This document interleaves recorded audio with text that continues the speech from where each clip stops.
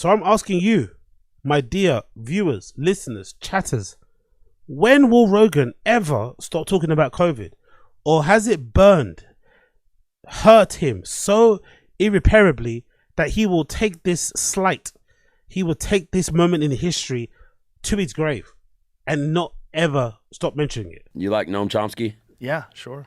You ever I like seen old Noam Chomsky. Yeah. So, I listened to him today. I'm like, Jesus, stop talking. Yeah, he's popping off, isn't he? Well, he just went the COVID vaccine stuff. He was out of his fucking mind. He wanted people to be isolated and quarantined and taken away from society if they weren't willing to take this fucking experimental shit that turned out to I not haven't even kept work. up with him in recent years. Well, he's old, right? And old people, unfortunately, also, he's an academic. Also, what's this thing about COVID? The vaccine doesn't work. Who said that? Experimental. I know it's experimental. I know it was rushed. But what's this conspiracy theory that the vaccine doesn't work at all, categorically? It's not a fucking. It's not an immunity thing, right? If you get the vaccine, it doesn't mean you're never going to get COVID, but it does reduce your chances of getting it, and it does reduce the spread of it. No, that was the whole point of the vaccine. And judging by the decrease in numbers of deaths, isn't that true? Is there a conspiracy theory? Someone educate me in the stream chat. Is there a conspiracy theory that exists that says the vaccine just doesn't work and it's a placebo or something? So academics tend to trust experts in whatever field they're in, and if he doesn't have an understanding, like Do you understand how insane that line is? Academics tend to trust experts, as opposed to what? Who should we trust? Podcasters. What? What an insane line. Academics tend to trust experts as if it's a bad thing. old people, unfortunately, also he's an academic, so academics tend to trust experts in whatever field they're in, and if he Maybe what you meant to say is that older people trust experts, especially in whatever field they're in, but are sometimes not open to new information. Maybe that's what you mean. Maybe Noam Chomsky is not open to new information outside of the expert fields of biology because he's an older person and he feels like a person has expertise in one area. That's who he needs to listen to and nothing else. But he didn't say that. He said listening to experts. Honestly, Rogan is insane.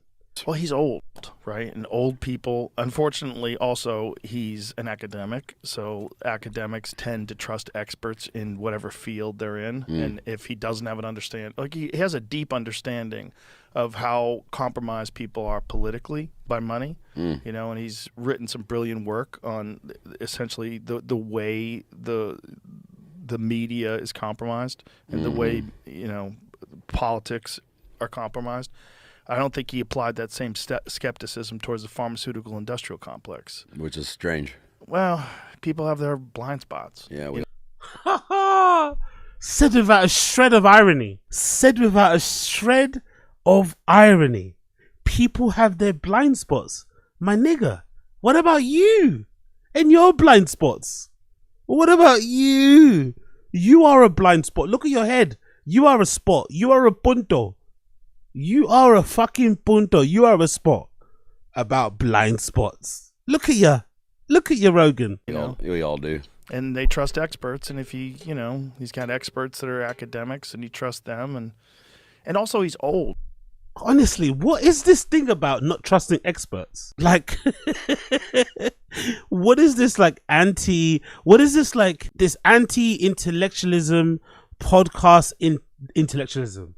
What is going on right now? Because it's weird, because these podcasters are anti-intellectual or anti-experts, but then they also think of themselves as very smart. That's a weird thing.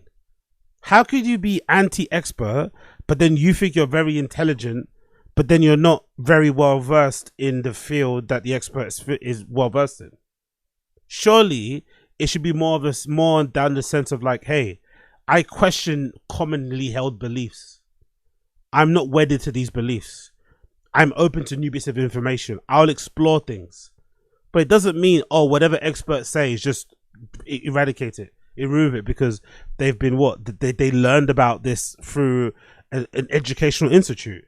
They maybe work for a big corporation. They maybe work for Big Pharma. So that completely voids their fucking opinion or knowledge or expertise in every given field. But you, Mr. Podcaster guy who reads PDFs online and listens to other podcasters and watches random YouTube videos, or takes Instagram posts with fucking bold black font as fucking gospel, you're the person I should be listening to. And old people get real scared of diseases. They get real scared because they know how fucking... Does this happen? To be fair, this is similar to all our parents, isn't it? I'm not going to lie. This is similar to all our parents. Sometimes your parents will say something and you'll be like, you open it, you'll be like, what? Doesn't that apply to you? But you never dare to say it. You'll never, especially me, I'll never dare say it to my parents because I'll get a fucking shoe thrown on my head. But sometimes your parents will say something and you'll be like, huh? Doesn't that apply to you? Shouldn't you be holding up the mirror? My dear mummy, dear daddy. But you don't ever say it. This is the same sort of thing. Everything he's saying right now applies to himself. Vulnerable they are. All the people that I knew that were old had the craziest reaction to COVID. Terrified. Even my own parents tried to, you know, talk them through some of this stuff. They didn't want to hear it. They only wanted to listen to doctors. They want oh, God forbid Joe Rogan's parents didn't want to listen to Joe Rogan's advice regarding COVID. They wanted to get the advice of doctors. God forbid Joe's elderly parents were like, you know what, we're all set on you, Muay Thai man, giving us experts, giving us some advice on this virus. We're all set. We're going to listen to our doctor. God forbid. Don't think this is what they're telling you. Yeah. You know? Doctors are crazy. They got a cabinet full of pills that they've been sold to sell you. And they're incentivized. That's what's really crazy. When I found that out, I learned so much during the pandemic about the medical industry where I just thought they were there to... I'm so naive, I didn't even realize that hospitals are privately owned. Expert, by the way, expert. So listen to him. Doesn't realize hospitals are privately owned. Only learned this stuff in the last 4 years, but he knows way more than people who study this, who've researched this, lived this. He knows way more. But to be fair to him, what he's saying here, the reason why he's saying this is because Rogan was scared. He would never probably admit it, or he's probably memory hold it, or as they like to say regarding DSP, he's probably retconned it. But if you remember, Joe was really scared about COVID.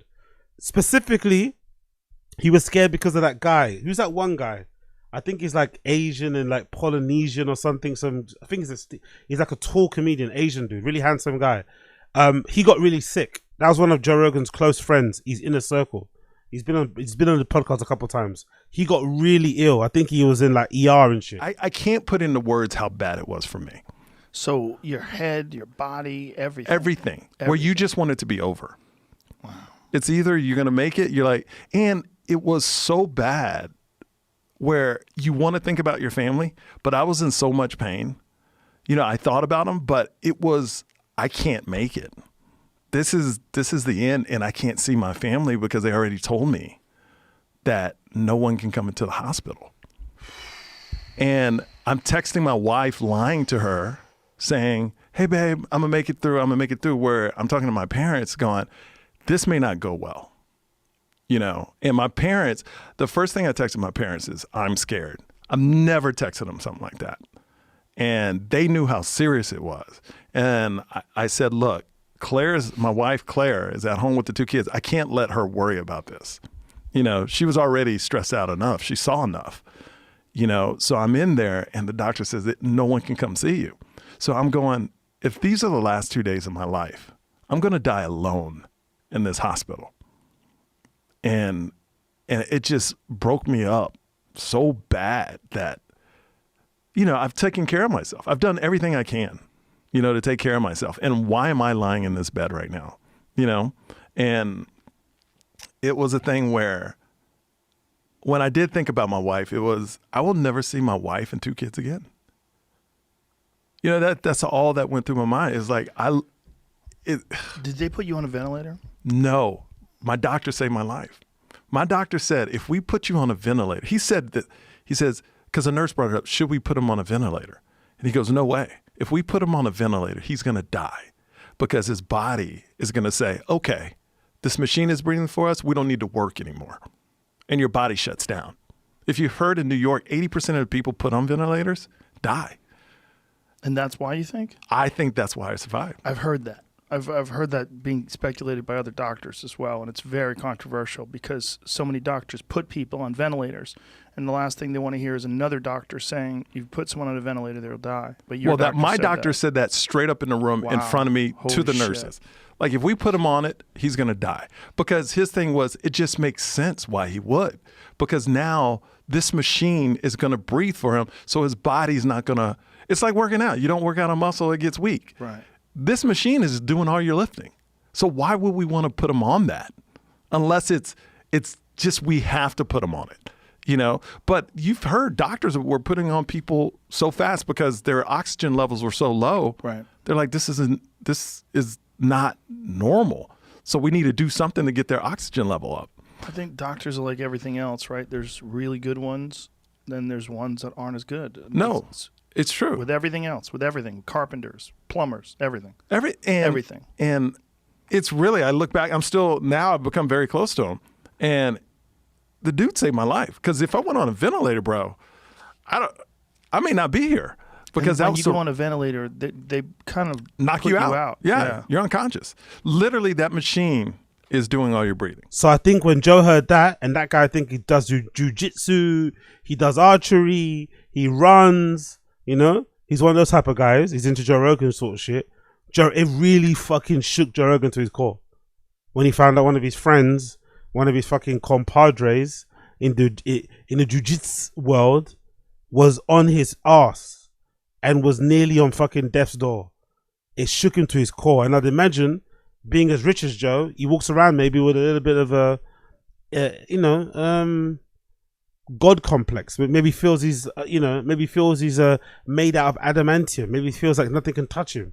He's always bragging about how he doesn't get sick and stuff, and how he can cure any ailments with kettlebells and saunas and fucking cold plunges. So when the virus came about, he was really worried. Really, really worried, because no amount of money could prevent him not getting the disease, and not getting the virus.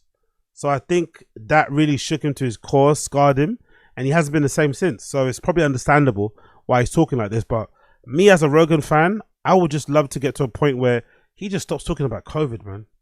On God, I get it. It hurt all of us. I'm sure some of us are still not even recovered from it. But God Almighty, bro. Like, God, your life didn't really change that much, Rogan, honestly. Yes, you weren't able to do some of those things, but your money didn't go down. If anything, Rogan made the most money he's ever made because of COVID, with the fucking Spotify deals. I was speaking to somebody about it the other day, actually, tallying up the amounts. According to Bert Kreischer, who's fucking got a big mouth and doesn't stop talking, he leaked the real amount and said that the first Spotify deal Rogan signed, and keep in mind, this is a licensing deal, no selling of IP for, I don't know how long the contract was, but that first deal was allegedly 300 million. Not the 100 million was quoted in the papers or whatever, or in the press. It was 300 M's, that first Spotify deal. Then he re-upped recently, and they said he got that one for 200 M. So he's up $500 million. He's up nearly $500 million from Spotify deals only, not including what he gets from ads, not including whatever companies he owns, not including from whatever income he might get from the mothership, not including touring, not including merch, not including whatever supplement company he's still involved in, all those other businesses he has stakes in. He's up $500 million from Spotify. So he came out pretty well from COVID. Yes, he wasn't able to. Maybe it forced him to go to Texas, all this sort of shit. I get it, but God Almighty, man. Some of us have had relatives who passed away that we never saw again. Especially during COVID, when that shit was all weird and you couldn't do funerals and you couldn't go to old people's homes and stuff. Like, really fucking horrible. So please, I get it. I understand why he's pissed off about it, but please move on. Change the fucking record. The COVID conversations are so freaking boring. But he just won't let go. Won't let go.